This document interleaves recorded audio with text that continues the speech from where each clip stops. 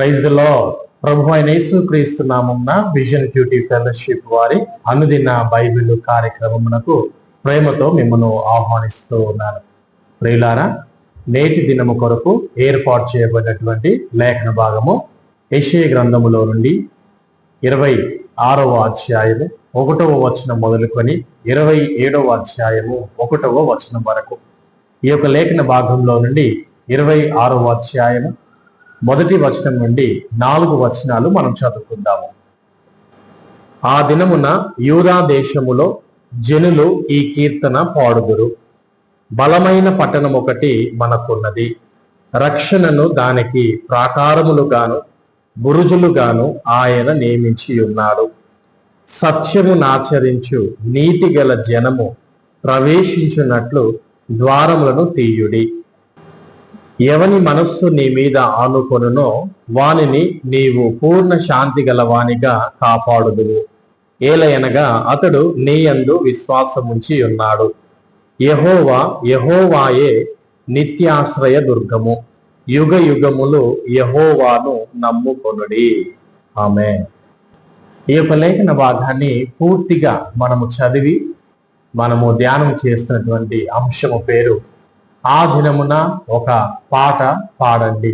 ఆ దినమున ఒక పాట పాడండి. ఇంగ్లీష్లో sing a song in that day. Sing a song in that day. ఈ యొక్క లేఖన భాగాన్ని మనం పూర్తిగా చదివి ఆలోచన చేసి గ్రహించే విషయం ఏంటంటే, రక్షణ దినమున ప్రజలు పాడే పాట దేవుణ్ణి స్తుతిస్తుంది, నీతిమంతులను ప్రోత్సహిస్తుంది మరియు అహంకారులను అణచివేసిన దేవుని తీర్పును గణపరుస్తుంది. ఆ రోజు వరకు తన దృష్టిని దేవునిపైనే ఉంచి జీవిస్తానని యెషయా ఒప్పుకున్నాడు. నీతిని తిరస్కరించిన వారు తీర్పు నుండి తప్పించుకోలేరు. దేవుడు ఇశ్రాయేలును హెచ్చించాడని, వారి శత్రువులకు తీర్పు తీర్చాడని యెషయా ప్రవక్త గుర్తు చేసుకున్నాడు మరియు దేవునిపైనే ఆధారపడాలని నిశ్చయించుకున్నాడు.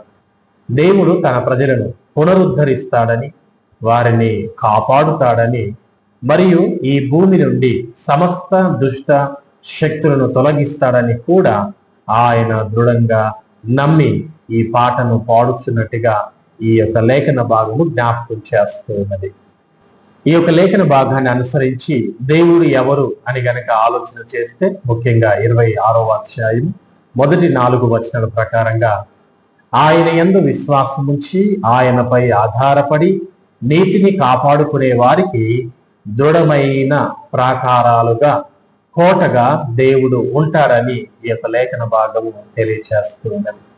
మరియు ఆయన వారికి పరిపూర్ణమైన సమాధానాన్ని ఇస్తాడని కూడా ఇందులో దేవుని గురించి చెప్పబడింది.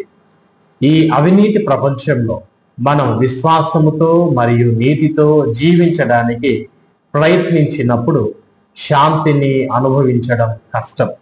అయితే భవిష్యత్తులో విశ్వాసాన్ని కాపాడుకొని నీతిగా జీవించే వారికి ఎవరు తీసివేయలేని శాంతిని భద్రతను బహుమతిగా దేవుడు ఇస్తాడని ఈ లేఖన భాగం ద్వారా మనం తెలుసుకోవచ్చు.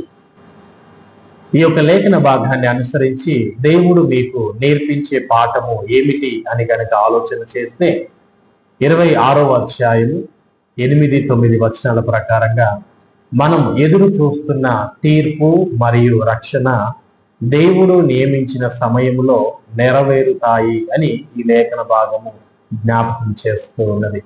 అది ముందుగా నిర్ణయించబడినటువంటి విజయమే అయినప్పటికీ ఆ రోజు ఎప్పుడు వస్తుందో ఎవరికి తెలియదు.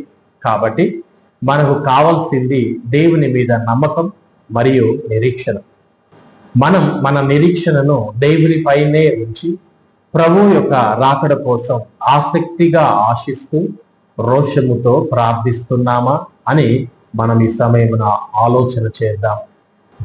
దేవుని యొక్క రాకడ కొరకై నిరీక్షిస్తూ దేవునిపై విశ్వాసముతో మనం ముందుకు సాగటానికి మనం ప్రార్థించుకుందాము. కళ్ళు వంచినట్లయితే ప్రార్థన చేసుకుందాం.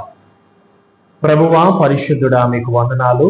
ఈ దినము ప్రభువా, మేము నేర్చుకున్నటువంటి లేఖన భాగాన్ని ఉద్దేశించి అనుసరించి మీ యొక్క రాకడ కొరకు ప్రభువా మీ యొక్క రక్షణ కొరకు ఎదురు చూస్తూ మేము విశ్వాసంతో ముందుకు సాగటానికి, ఓపికతో కనిపెట్టడానికి మాకు సహాయం చేయమని కోరుకుంటూ యేసుక్రీస్తు నామమున ప్రార్థించుచున్నాను నా తండ్రి, ఆమేన్.